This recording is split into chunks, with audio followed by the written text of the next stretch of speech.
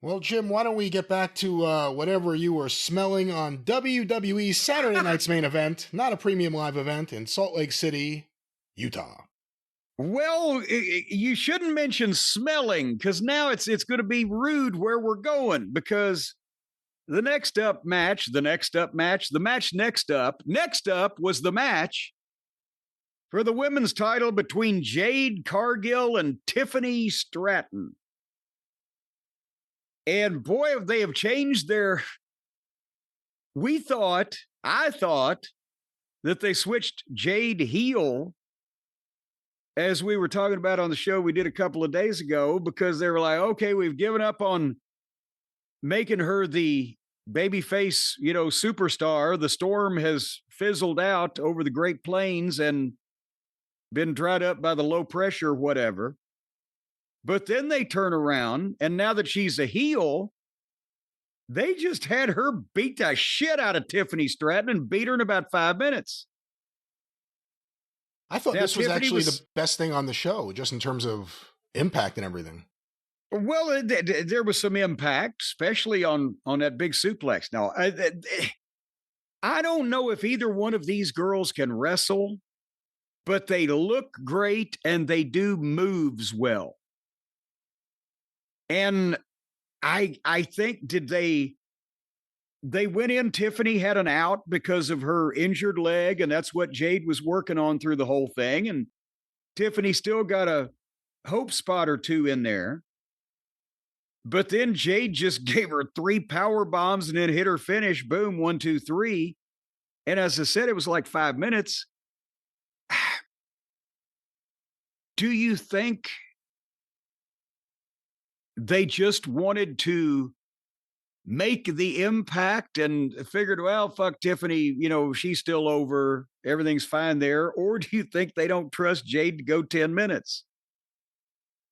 Well, beyond that, and that may be right, but I don't think she should have gone 10 minutes. I think we're in a stage right now where there aren't matches under 10 minutes, it seems like, anywhere. Well, yes, and now that you've mentioned that, people are going to complain at me that, well, you're always saying they go too long. But this was kind of like awfully one-sided, I guess. It's not like it was an exciting. Wasn't like the Sheik came out and there was just chaos for 5 minutes and then it was over. It was like she just kind of beat the shit out of her and beat her. She has turned heel and she is now dominating. And it's different. It seemed like it worked. We'll see. I mean, I don't think it hurts Tiffany. So that's the good thing. I think it helps make Jade bigger. Now, again, what they could do in the ring with anyone versus the right opponent, who knows? You got to think they're setting her up for Bianca whenever Bianca returns.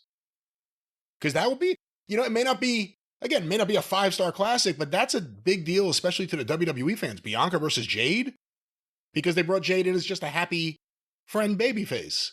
And yeah. Now all of a sudden she's kicking ass. Well, and that's the thing. Bianca had broken fingers coming out of WrestleMania. That was April. This is November.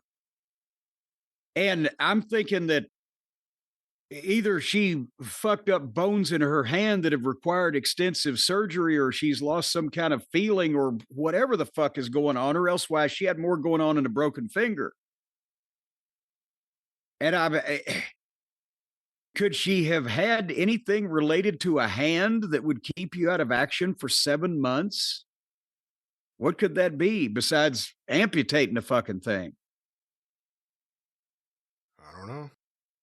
Well, you're supposed to be a goddamn doctor. Well, we'll see. I actually didn't realize it was still the finger thing from WrestleMania until you said that. I was like, oh shit. Well, I just saw somebody on the Twitter a couple of weeks ago saying, gee, yeah, she had the broken fingers. And, if she's out like 5 days over 9 months, I think it's going to be like, a phantom finger. I don't know if she'd come back in 5 days if she was out for 9 months. I think there's some period after that time that, Man. Has anybody seen a recent photo of her? Does she look like she's smuggling basketballs? All right. Well, anyway, we'll see what happens with Jade. But like I said, I don't know that either of these young ladies can wrestle, but they do moves well. That's the thing is, there's almost no wrestling Even in the matches of the guys that can wrestle these days. And then later on, Punk and Jay tried to wrestle. We'll get to that. Well, though, in AEW, this is kind of what they did with her.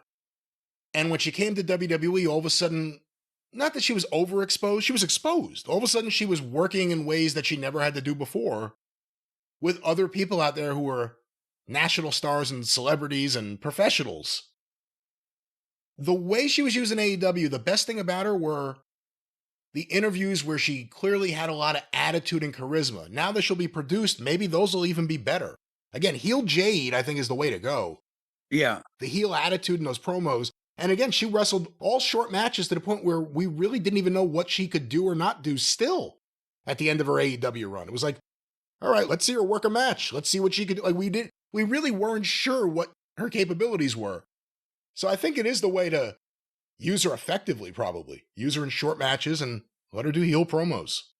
Well, and then the thing that she was missing there was she did short matches and heel promos, but never a program or a rivalry or a championship, whatever the fuck. Well, she had that one of those bogus titles, but TNT. There was the TNT title. No, wait a minute. It'd be the TBS title. Oh, that's right. Yeah. That's right.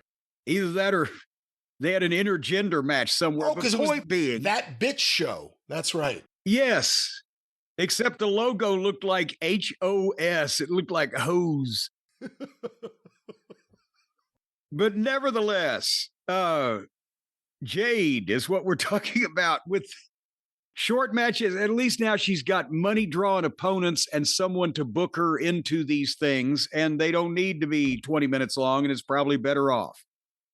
But they're gonna, I guess, try to get her positioned that way to see if they can get some return on the investment here, which, as you mentioned, is probably the best way to do it, because it's going to be really tough for her to be a babyface when she can't really sell. She can register pain, but she's not like an underdog underneath babyface selling and fighting back from the bottom against all odds type of girl.